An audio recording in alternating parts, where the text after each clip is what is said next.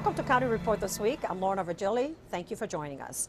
The Montgomery County Council is just days away from formally adopting the FY 2012 operating budget.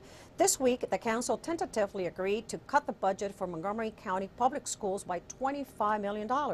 Susan Kennedy tells us how the council came to its decision. Susan?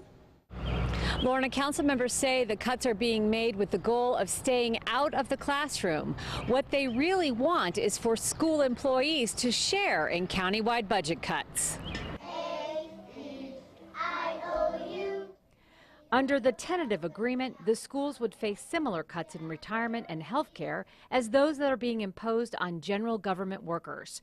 Council President Valerie Irvin says the cuts are necessary to save other vital county programs.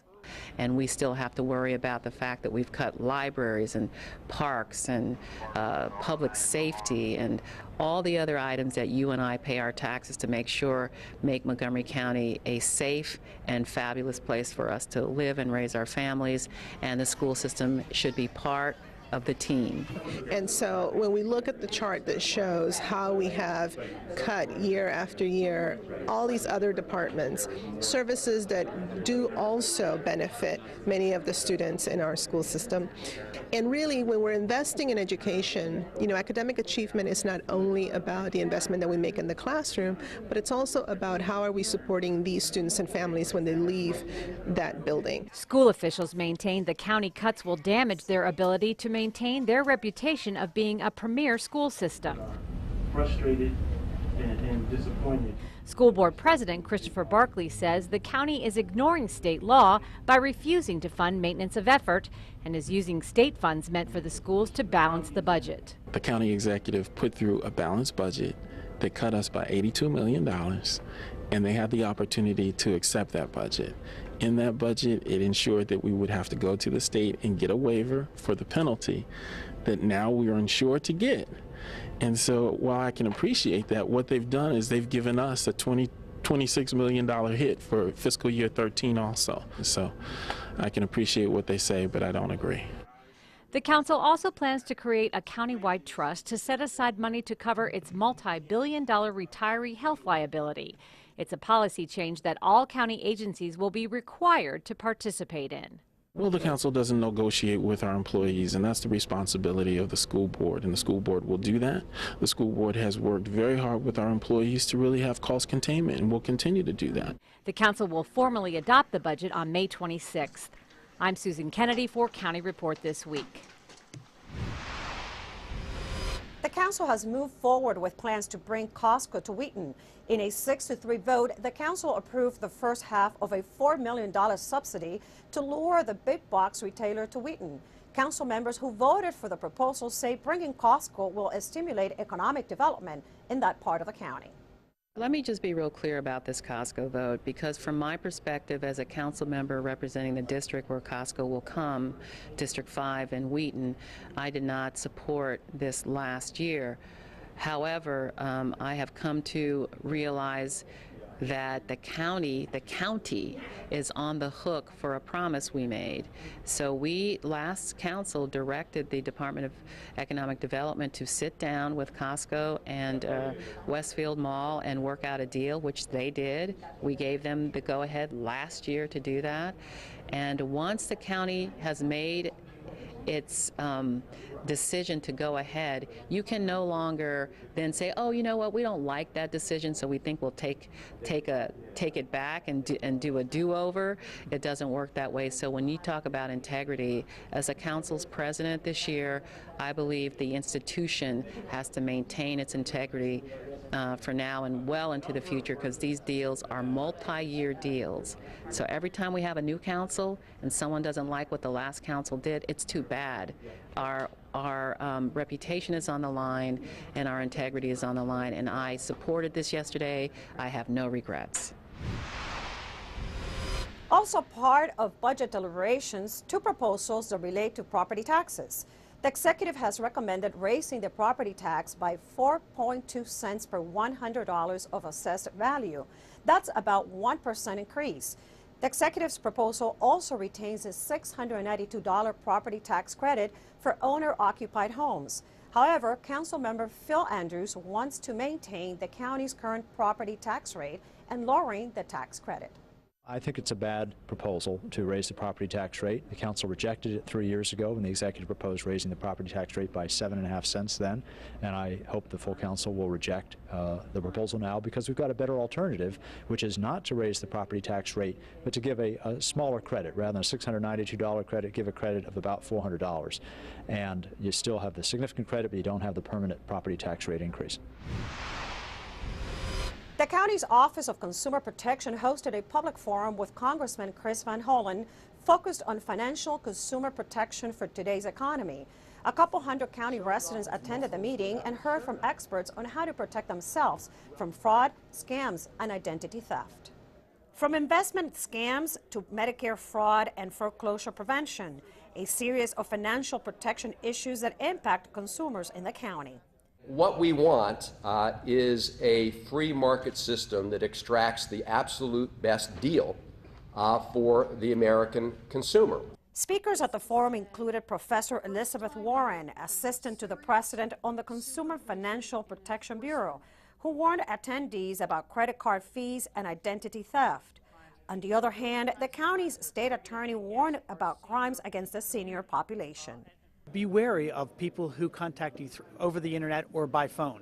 What happens is, I think our senior community, they grew up in a gentler time, and they're a polite generation, and what they need to do is to learn when people are calling them up on the phone is hang up on these people that they don't know, not to answer the emails that are sent to them if they're using the internet, because people are wangling their way into their lives and using their kindnesses and their naivete to take advantage of them. Another concern from the Office of Consumer Protection is the installation of water heaters and gas appliances. The latest thing that we're looking at is people who have had water heaters installed, gas dryers installed, and the plumbers may not have had them inspected by WSSC. And we're wondering what that situation is all about. We've actually sued a plumber that charged people for getting permits at WSSC when in fact they didn't get the permits and WSSC did not inspect them. So that's the latest concern in Montgomery County. The county's Office of Consumer Protection investigates thousands of complaints each year involving new home purchases, home improvements, credit issues, and automotive sales and repairs. For more information on consumer protection issues, visit montgomerycountymd.gov. Click on Departments for Consumer Protection. The Department of Recreation celebrated its annual Teen Forum. The County Executive's Youth Advisory Committee spearheaded the event that gathered hundreds of youth. Participants discussed issues of interest and concern for the young population. If you are engaged, if you continue to make a difference, if you allow your voice to be a part of the discussion, I am confident about the future. Because I see young, bright faces who want to make a positive difference. I see people who are engaged in our community. When we come back, we will get a police update regarding an unusual robbery at a Subway restaurant. And we're reminded to be street smart and to watch out for bike riders.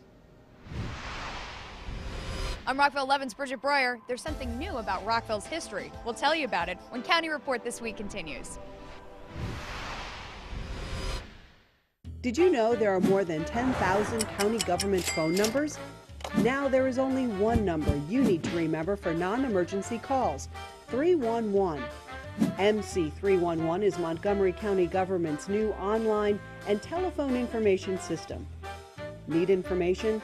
Have a problem or complaint? Trying to locate a county government facility? Call 311. The call center is open Monday through Friday, 7 a.m. to 5 p.m. The website is available 24 hours a day, 7 days a week. Remember, call 311 to get it done.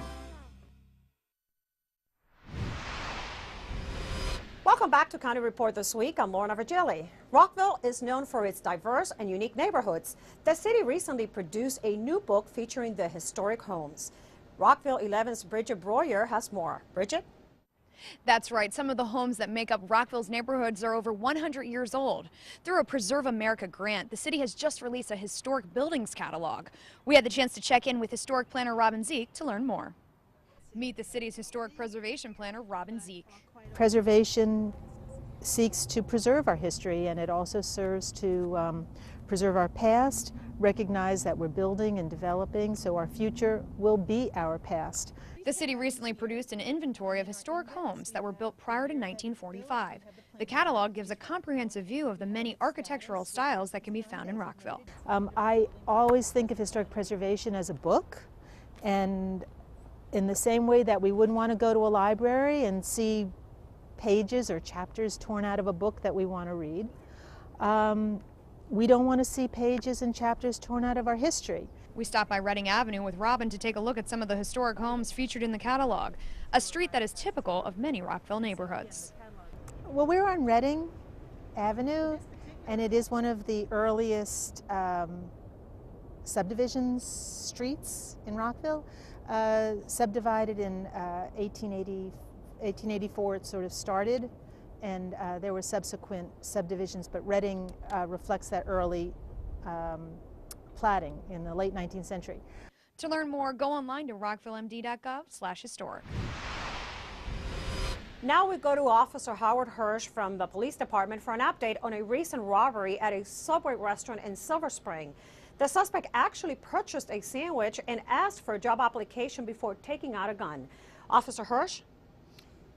On Friday, May 13th at approximately 7:30 in the morning, officers from the 3rd District were called to respond to an armed robbery which had just occurred in the 11200 block of New Hampshire Avenue. The investigation revealed that a suspect walked into the Subway store, ordered a sandwich, paid for it, and then produced a handgun and then robbed the clerk of the proceeds in the cash register. The suspect then jumped the counter, demanded more cash from within the store. Officer, is there a reward in this case? There is a reward offered through the Crime Solvers. This is a Crime Solvers case. A reward of up to $1,000 leading to the arrest and/or conviction of the suspect, or information leading to the arrest or conviction of the suspect, is available through Crime Solvers. Thank you, Officer Hirsch, for this update. From Silver Spring to Tacoma Park, where there have been a series of robberies at different gas stations. Here's more from Tacoma Park City TV.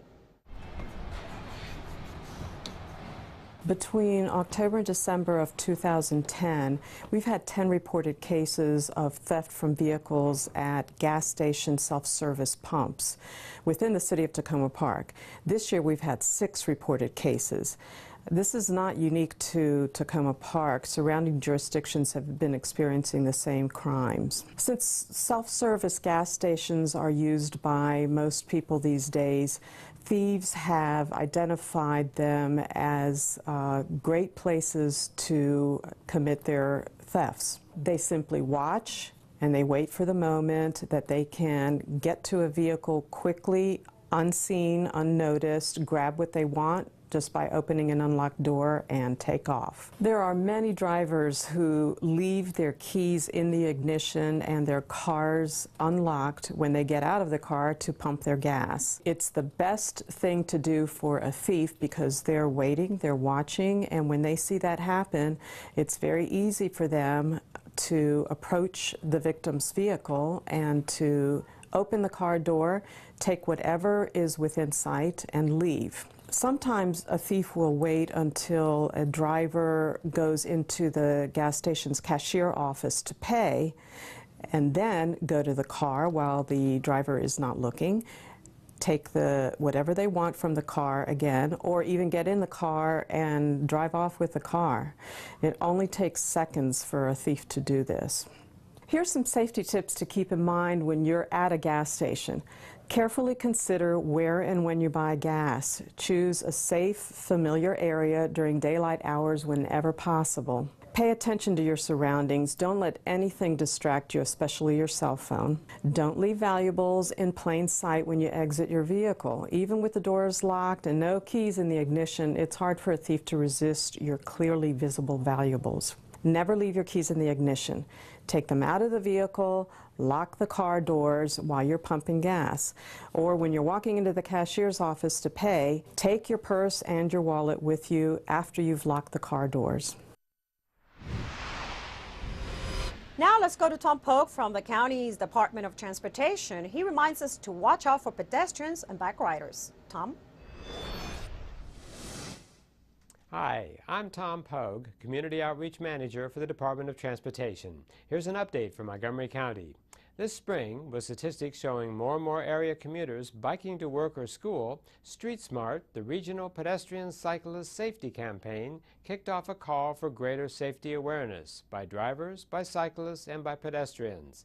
Authorities are urging bicyclists and pedestrians to take extra precaution this time of year as the warmer weather and longer hours of daylight entice more outdoor activity. As part of the Street Smart campaign, law enforcement agencies from across the region are stepping up their emphasis of traffic safety laws. This focus on pedestrians and bicyclists will continue throughout the spring and summer months to ensure safety and awareness on the road remain priorities for all walkers, riders, and drivers. Jurisdictions like Montgomery County are also investing in pedestrian and bicycle safety improvements, like bikeways, pedestrian refuge islands, and new signals. For more information about Street Smart, visit the Council of Governments website at bstreetsmart.net. We're working to keep you moving safely. Still to come on County Report this week, Montgomery County Public Schools prepare to welcome the new superintendent. And we will take you on a journey all the way to the stars. We will be right back.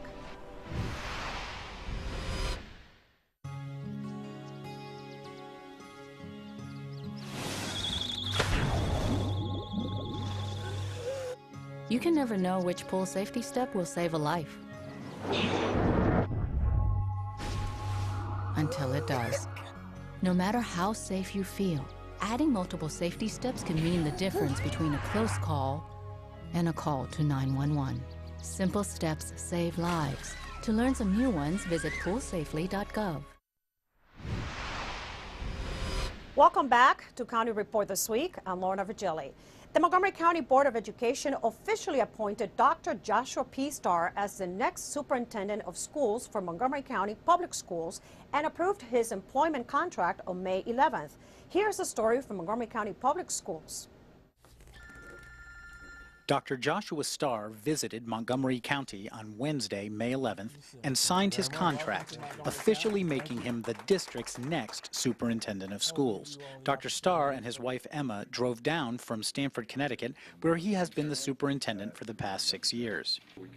During a brief signing ceremony, Board of Education President Christopher Barclay reiterated that he thought that Dr. Starr was the right choice to succeed Dr. Jerry Wiest, who is retiring after 12 years at the helm of MCPS. The board has done what I think has been a stellar job in finding the best of the best and finding somebody who can lead the school system and continue the legacy that our outgoing superintendent, Dr. Jerry Wiest, has created. After signing his contract, Dr. Starr spoke with local media about what attracted him to the job at MCPS. There's such a great structure and support staff and system in place in Montgomery County that I know I'll be able to come in and help ask some questions and help folks do what educators always want to do, which is get better at their work. When asked about the budget situation, Dr. Starr said that all school systems are feeling the impact of the economic downturn. However, he added, Montgomery County residents are committed to excellent schools. The key challenge is going to be really working with folks throughout the community, the staff, the principals, teachers, support staff, the board, to really dig deep and say, what can we do next? How do we want to get even better? And that's a wonderful challenge and opportunity. Dr. Starr officially begins his tenure as the next MCPS superintendent on July 1st. Students, staff, and board members will soon get an up-close look at the next superintendent. Dr. Starr will visit Montgomery County before the end of the school year. And with summer just around the corner, Montgomery College offers a new way to take a look at the universe. Every day, human beings wake up thinking of the journey they will take that day. Between work, bills, and home, They spend their entire day and almost never take time to look at the sky.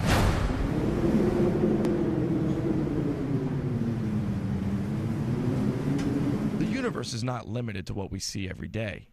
We need to expand the scope of our imagination and begin a new journey, perhaps this time starting with our solar system.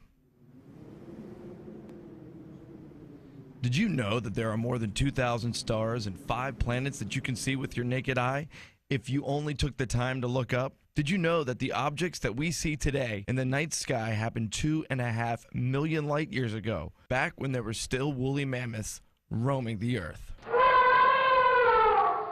With brand new science buildings and brand new telescopes, Montgomery College has recently started an Astronomy Club, where you can learn more about the wonders of the cosmos. Right now we have 2 telescopes on the roof of Macklin Tower. We have a 16-inch and a 10-inch. The new observatory will have 2 14-inch telescopes inside of a structure, and then there are 3 piers outside of the structure to hold 8-inch telescopes. So we'll have a whole assortment of telescopes to look with.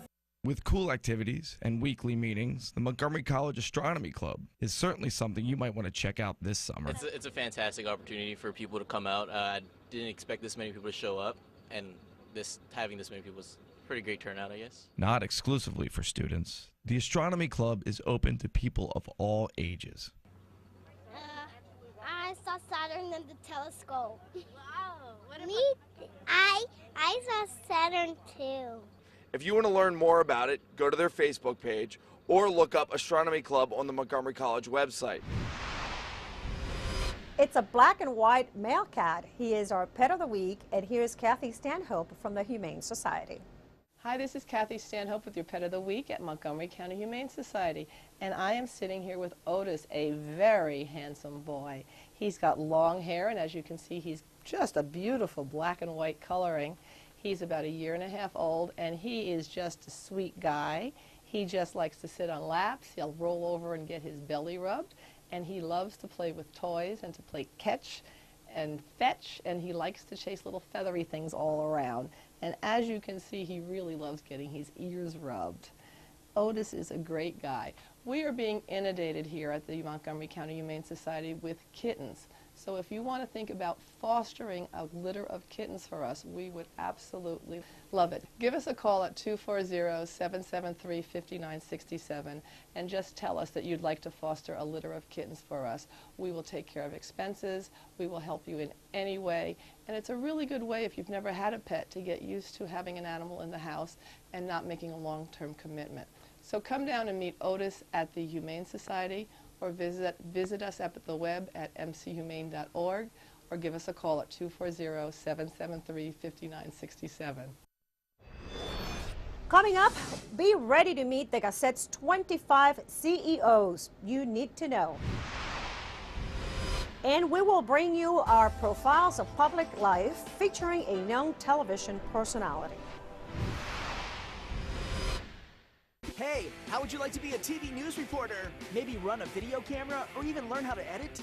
Now you can do it all by being a part of the Montgomery Community Media's Summer Backpack Journalism Academy.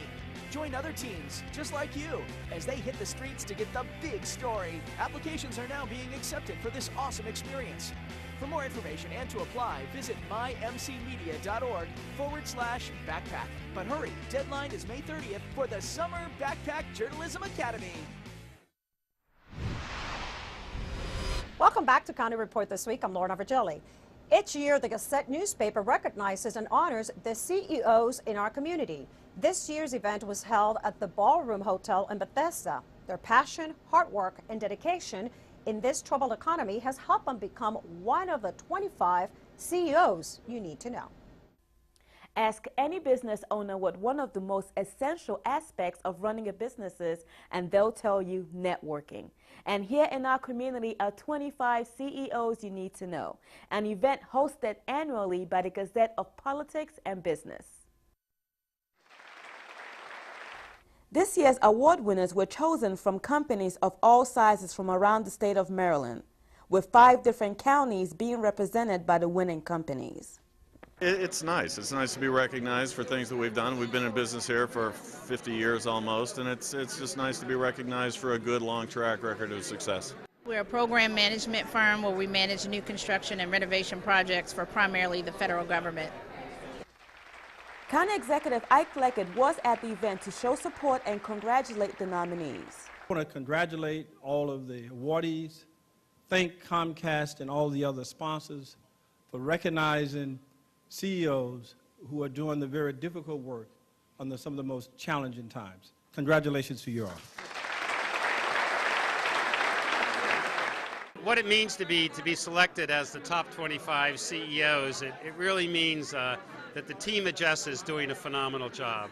One person does not make up an organization. It's not me who's done the work, it's the community that supported us and supported the higher education that we're bringing into the county. As someone who's relatively new to the community, to be recognized by an entity such as the Gazette that does wonderful things for us, I'm just delighted. I'm honored to be in the midst of such wonderful people.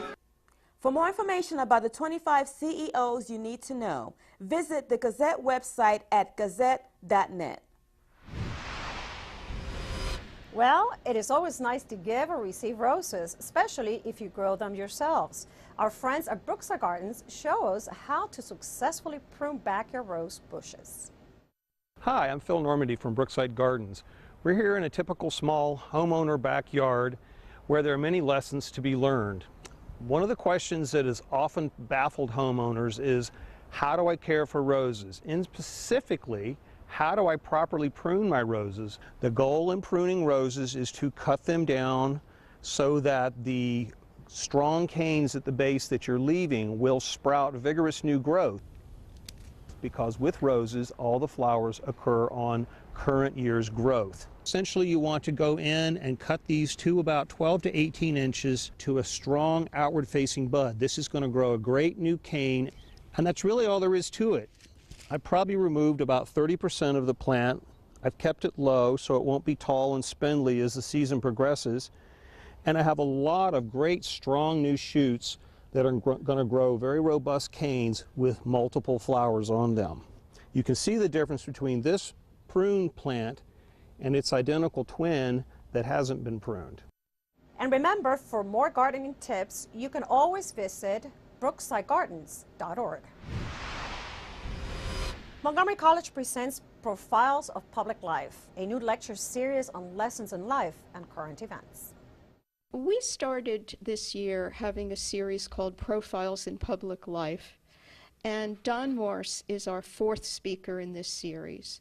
My mission here is to help organizations meet the challenges of this wonderful mosaic that we have in Montgomery County of 171, 200 countries all together, the best and the brightest who have all chosen Montgomery County to come here, and how do we all get along? My hope is that people can learn from how this Montgomery County kid, as I am, was able to take the great blessings from our county, from our education and from our economic status, and go to work in the service of others, both here and abroad. This is a program oriented toward students with the notion that people are interesting. People are the most interesting thing there is. We can talk about information, trends, statistics, but nothing is more interesting than a person who has lived a life, learned certain lessons from that life, and able to share those lessons with students. These are also people who have been active in the community, so they are role models to students for the benefits of civic engagement. And that does it for County Report this week. Join us at this time every week for a look at what's going on inside Montgomery County. I'm Lorna Virgili. Thank you for watching.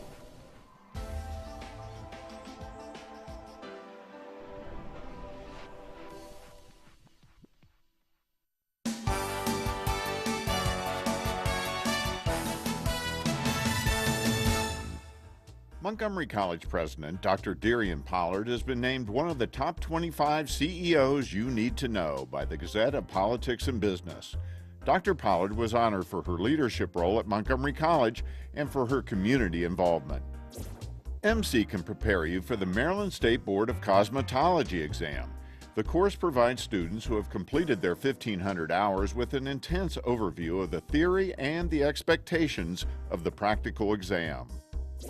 MC summer sessions are a great way to get one step closer to your degree, and many credits will transfer to other schools. Course listings and registration are available online or at any of our 3 campuses. Summer Session 1 begins May 31st. For more information about the endless possibilities at your community college, visit our website,